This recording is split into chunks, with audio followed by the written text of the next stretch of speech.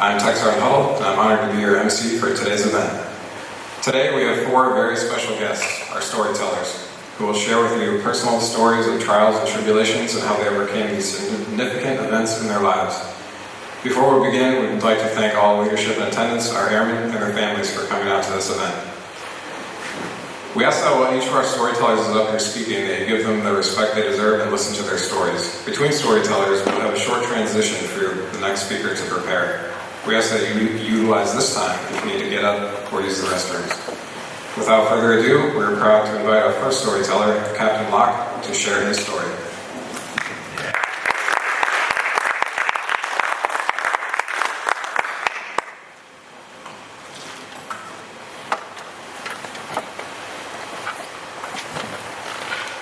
Life is short. You never know where the Air Force will send you or what they will ask you to do. Don't forget to smile. Hi, my name is Captain Joshua Locke, and this is my Afghanistan story. Last year, I was deployed to Kabul, Afghanistan from 22 October 16 to about 20 May of 2017. If you do the math, it's only 6 months of a deployment, but all told, I was gone from here for about 10 months with a bunch of training and all that other stuff. As you see as you hear my story, you'll understand why I was gone for 10 months. But the first thing you should know about me is I'm a logistics officer. I'm not the normal type of, I don't have the normal type of job that you think of when you think outside the wire. Not special forces. I didn't join the army. I'm a logging. Like we get those guys the stuff that they need to fight the war. But last year, I was assigned as a combat advisor to the Afghan National Army and Afghan National Police, where I conducted 64 outside the wire missions, including 8 air assaults. And as you can see here, I was armed with teeth. This is a M240 machine gun we just taken off of our armored trucks. I've got an M4 strapped to my body there. I've got an M9 that I always had on my hip. There's a 210 rounds of ammunition right there, ready to rock and roll with some hate down range. I've got a K-bar here in case you have to get really close, and if things really go south, I've got a boot knife right there.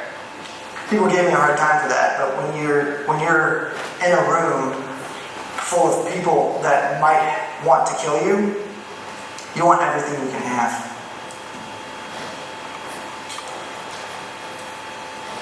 These were a lot of the guys that I actually advised. This was Colonel Hussein, this is Colonel Shaw, General Sami, and General Hashim. But I don't know who this guy is. I don't know who this guy is. I certainly don't know who those 3 dudes are. And as you can see, this is me, and there's like two other Americans right there.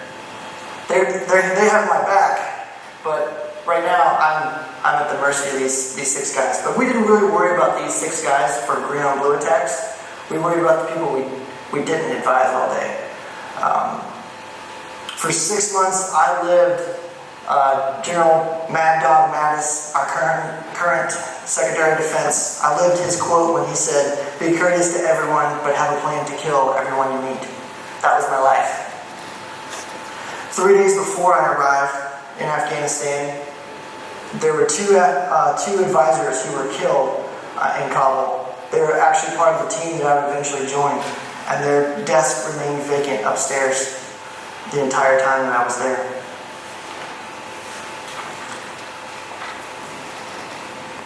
As you can see from the team that I deployed with the Air Force, from across the Air Force, we had regular jobs. There's a pharmacist over here, a CE guy who maintained Power Pro equipment, a nurse, another LRO like myself. There's a supply senior master sergeant, and a doctor. And you're asking yourself, like, why are these guys combat advisors, especially the medical folks? Why do they have to do this? You'll see.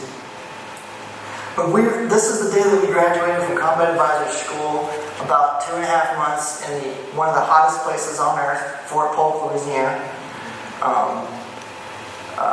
Jamie Scholl said that if hell had an exhaust vent, it probably came out of Louisiana. It was just that hot and humid. Now the reason they established Tigerland, it says Tigerland down there, the reason they established Tigerland and Fort Polk was to help combat advisors who were going to Vietnam at the time learn how to deal with the heat and humidity that they would be facing as they were going to advise people in Vietnam. But the Army, in their infinite wisdom, never decided to move it now that we're in Afghanistan. So we're still suffering in the heat and humidity, but it was freezing cold when I was in Afghanistan. It was some of the best training ever. That's actually me busting in the front door going to clear rooms. And you ask yourself, why did we have to clear rooms? I'll tell you. Some of the training that we did was land navigation. We did combat lifesaver. We learned how to drive MATVs, which are mine-resistant all-terrain vehicles. We did rollover training in those vehicles. Not the most fun thing in the world. We shot pop-up targets in the daytime, shot pop-up targets at night with night vision goggles. We shot over things, around things, through things. I shot an M4 laying on my back through a hole. Like, we did all kinds of crazy shooting stuff. We even learned how to shoot from behind a desk. Yes, we desk popped. Some of you guys didn't get that joke. You're watching my video. I think it's the other guys. Anyway. We also learned how to shoot the gun on the turret of the vehicle. We did room clearing drills, as you see here. We learned some Dari language, and we did some live action role play with real Afghan refugees speaking Dari to us. We're using an interpreter just like we would be prepared to do, going to do in Afghanistan. And when you ask yourself, why did we have to do this room clearing training? We're not trigger pullers. Why would we ever have to do this? Especially the doctor. Why is the doctor doing this? Isn't he non-combatant, right? Well, I'll tell you a quick little story. In March of this year, so March of 2017, I'm still in Afghanistan, I watched on closed circuit television footage of the hospital across the street from the U.S. Embassy, which is where one of the places he advised, as gunmen dressed as doctors walked through the hospital and started shooting all the patients. All told, they killed 30 people. Fortunately, Dr. Owens was not in there, but if he had, his first duty as an American airman is his self-defense, right? Always have the inherent right to self-defense. He would have defended himself, but at the same time, he probably would have been the best. He and whoever else was with him would have probably been the best armed people to try to neutralize the threat in the hospital. I'll never forget watching on closed circuit television this one guy in a hospital gown hanging out like a 6-story window because it was safer to be outside the building hanging than it was to be inside and get shot. Wow. Wow. So that's kind of why we had to go through some of this training. But one of the things this is what I did. This is what I did in Afghanistan. So it doesn't take a logistician to figure out that this is not exactly the way you do business in a warehouse. But what's crazy is this warehouse is right next door to this one. And they share an overhang. So, of course, the Afghans take us into this building first and like, we need more space. Like, I can see that. Yeah, this doesn't look good. And then we walk in the next room and they're like, you have space. What are you talking about? Oh, we don't have shelves. You can see there's no shelves on here. It's just racks. We walk around the corner. There's like a case full of shelves sitting right there. I'm like, you just need to put the shelves up, man. You just need to put the shelves up. And then move some of this stuff over and you're good. More frustrating things happen in Afghanistan than anywhere else on the planet, I'm convinced. It's just, that was my life. But I could spend an entire 20 minutes talking about that, and I'm not going to bore you with the logistics details.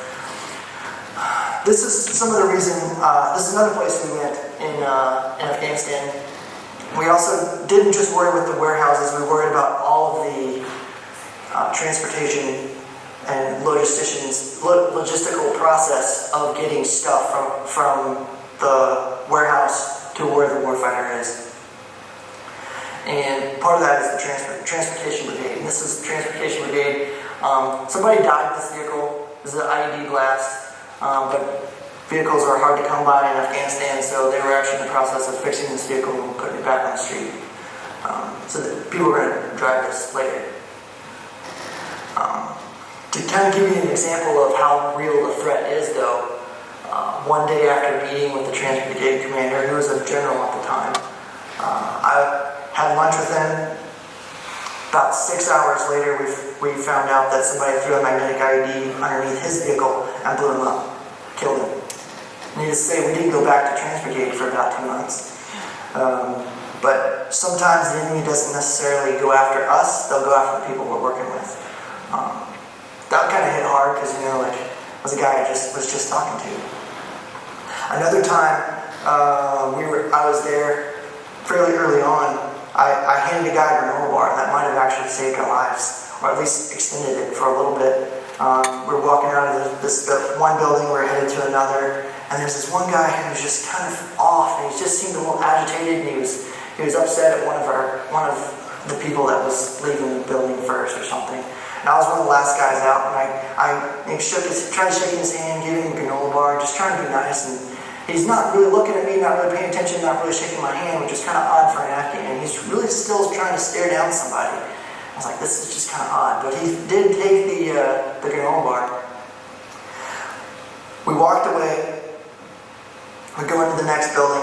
While we're in that other building, we get informed that there's someone at their previous location that wants to kill Americans, and we need to leave.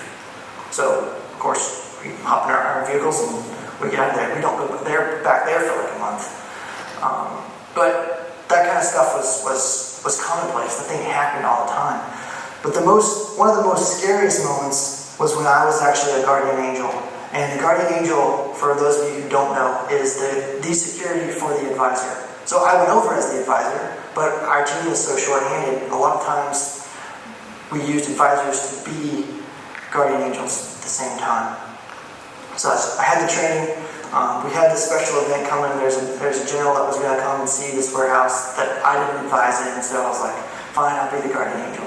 So we're waiting for what seems like hours for the general to show up, and the warehouse is just full of stuff. There's a guy driving a forklift that's completely unsafe. We're trying to just stay out of his way. So there was a couch on the wall right by the big roll-up door. If you guys ever seen inside the warehouse, they all have gigantic roll-up doors you can drag stuff in and out. Well, you saw from my first picture, my kit, my body armor weighs about 45 pounds. And this couch is super old. So as you sit in it, you fall back into it like this. I was like, well, there's no way I can get up very fast from that. So I was like, I'm supposed to be security right now, so I'll just kind of perch on the side here. So a little more ready. I'm security, because you can't, when you're standing for hours, everything in your body aches. When you're wearing that much gear, you're constantly watching people. There's this guy trying to run you over with the forklift right in front of you. You're just trying to stay out of the way too. So that's what we did. Well, as we're sitting there, it's getting close to lunchtime now. We've been literally sitting there for hours. It's getting close to lunchtime. This kid brings in a steel bowl. It's got some naan bread on top with some apples on top, and he sets it on the table right next to us on the couch that we're sitting on. As soon as he sets it down, he sprints off. And I'm not talking a fast walk, a jog, adjutant's pace. He is racing Usain Bolt for the gold medal in the Olympics. And I was like, I'm sitting here and I'm like, what's that? And I try to give myself some space from what I assume is now a bomb. And I'm raising my weapon and I'm considering shooting this kid because I don't know if it's time delayed, if he's going to click a button, if somebody else is about to click a button. I don't know. I'm thinking about what I'm going to do, and I freeze. I can't speak, I can't move, I can't actually act.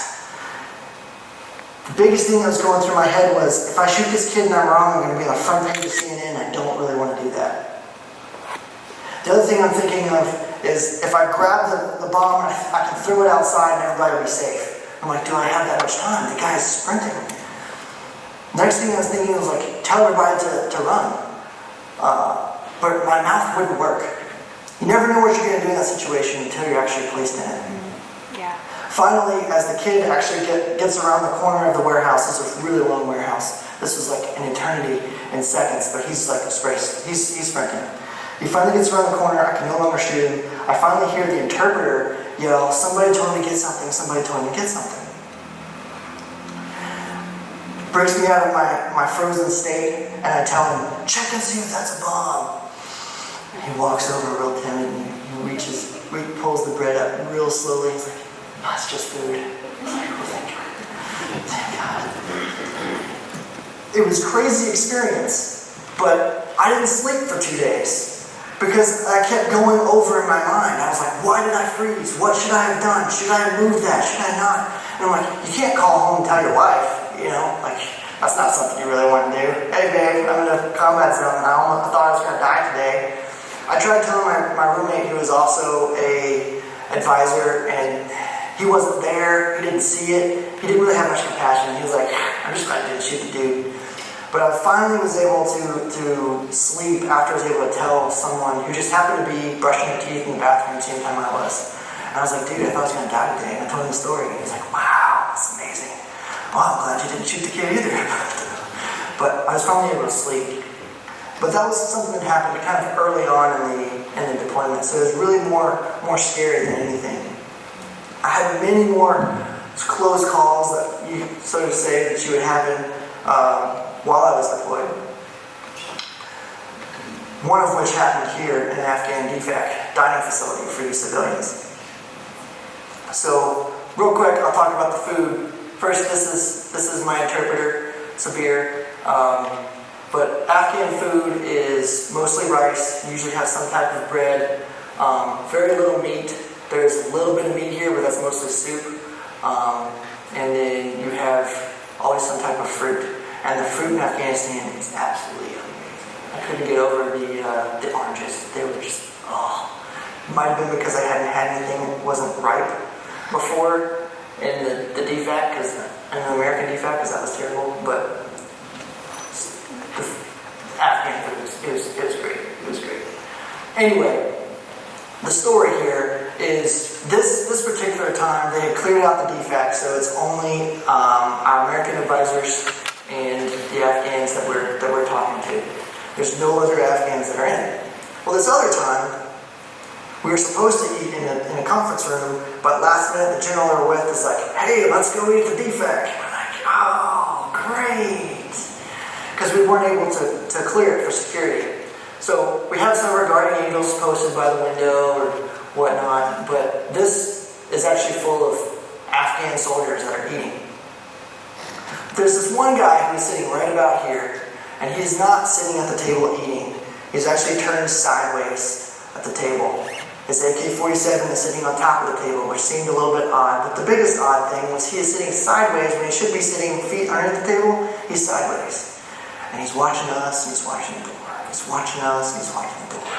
And I see this, and I'm like, this ain't right.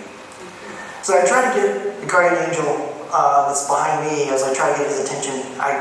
I'm not gonna hey, look at that. Wasn't quite subtle enough. I couldn't get his attention. So I'm like, I'll just watch this guy see what happens. So I just stop eating. Put my hand on my trusty M9. And the guy keeps watching the door, watching us, and watching the door, and watching us. I'm like, this might get kind of crazy. So I kind of make sure the safety's off, pull the gun out of the holster just a little bit so it'll be a little easier to pull out. And he goes to stand up and he reaches for his weapon. And I'm like, here goes. We're about to have a shootout in the DFAC, and I gotta be faster with my desktop. So I'm trained for this. I gotta kill this guy. He reaches for the weapon. He grabs the strap. The weapon goes all over the place, and then he finally flings it over his shoulder and walks out.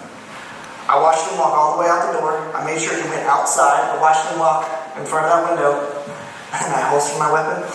Made sure the safety was good. And went right back to eating.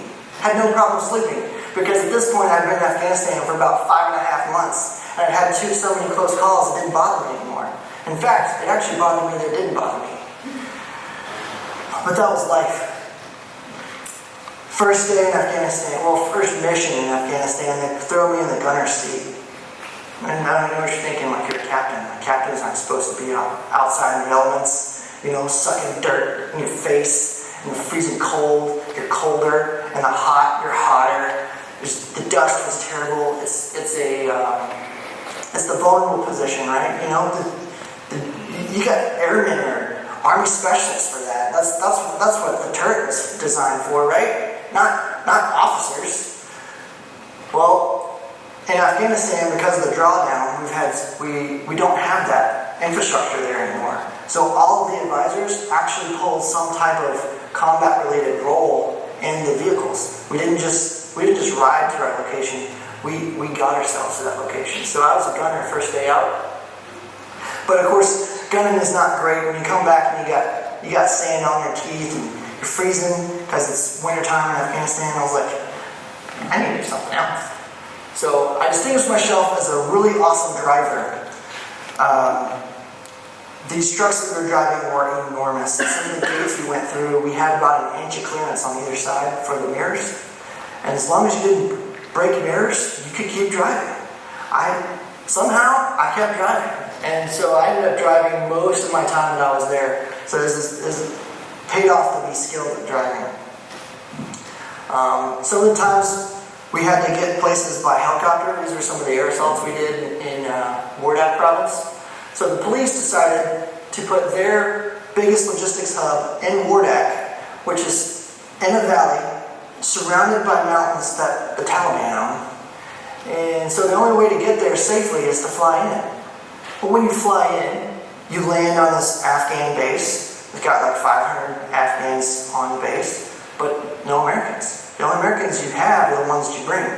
So sometimes we had 30, at most 40 Americans that would come into this base. We'd all run out the back of the helicopter, secure the area, the helicopters leave.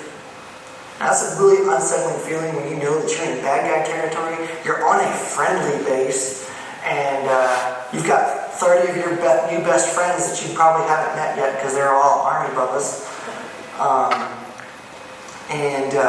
The helicopter has just left you. And you don't know if they're coming back. You hope they come back. But if they don't come back, you're not going home. Fortunately, they always came home. No matter what, if we had maintenance delays or weather was about to ground them or whatever, fortunately, they always came back to get us. I never had to spend the night on an Afghan base, which I'm thankful for.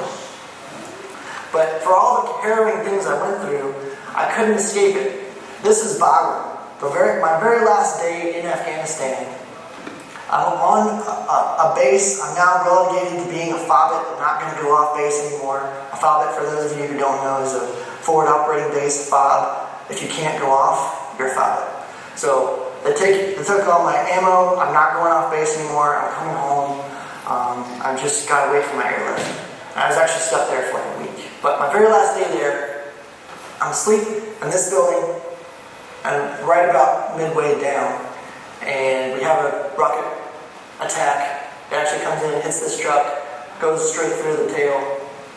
Wow. And I was like, this is just too close. These aren't supposed to happen right next to my building as I'm trying to get out of here. Fortunately, I made it.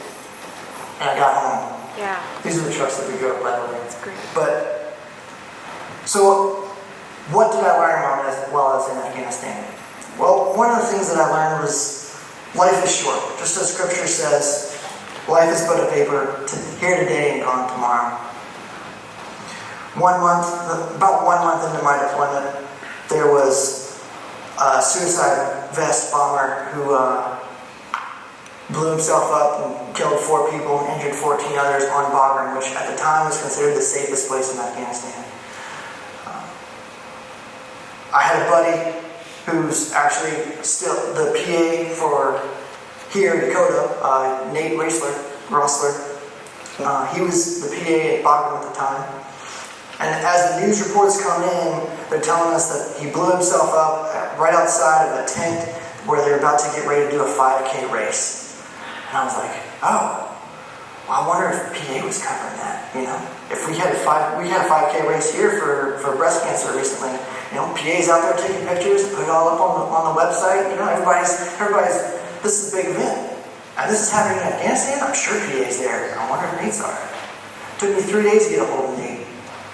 Fortunately, he was a few minutes away. Found out later that the Afghan suicide bomber actually got spooked, thought somebody had made him, and blew himself up about 20 minutes early, which was well before anybody had really assembled, which was very good because there would have been hundreds of people in that crowd. So life is short, and it's like a vapor. Another thing I learned is while I was there, I learned to live like today was my last day on the earth, but that at the same time, I was trying to live like I was going to live forever. You had to plan for long-term things with the Afghans, but you weren't even sure you'd be able to see them the next time you came out. Either you wouldn't be there or they wouldn't be there. So you had to make the most of your time every time you went out. That right in and of itself was a quiet confidence that you felt like you were invincible, but at the same time you knew that anything and everything could kill you. So you were on guard for everything. The other thing I learned is that people sitting alone at the dining facility are either terrorists or your new best friend. And they usually don't let terrorists in the DFAC, so go make a new friend. I made several from all over the world. Several that I couldn't hardly speak their language, but were able to become friends anyway. I learned that cell phone cameras are probably the best invention ever. Not only can you take a picture, but you can share it with somebody who may not even speak your language, and you can share a moment and make memories with someone that are really more lasting. Another thing I learned is that both the words safe and risk are relative. Think about that. Being confined to base is only a bad thing if you've never been outside the wire. I don't know how many times people kept saying, I wish I could go off base. And I'm like, no, you don't. No, you don't. But the biggest thing I learned, absolute biggest thing I learned is that huge smiles and a hearty greeting will break down any barrier. There's this one day, we're walking out, I see these three guys, they're kind of like mean mugging us. Two of them have AK-47s, one's got a shovel, and they just like look like they want to kill us. And I'm like, what is this? This doesn't look right. Well, I can't like stare at them, mean mug them the whole way back, because then we're just going to shoot each other. And I don't want that. And they probably don't want it either. So I walk over to them. I have the biggest smile on my face. I say, Salam alaikum, Shaman Tatoristi, which is peace be upon you, which is the normal greeting in Dari. Peace be upon you. How are you today? And I reach out to shake their hands, and they start to smile. I get a couple of hugs from these dudes who have the AKs on.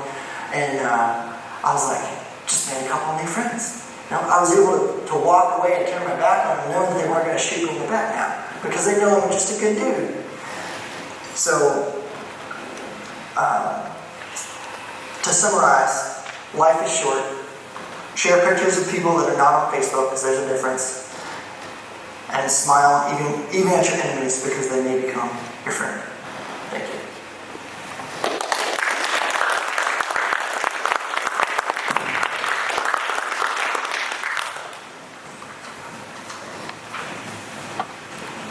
Cadlock, thank you for sharing your story with us today. We'll now take a quick moment to prepare for our next storyteller.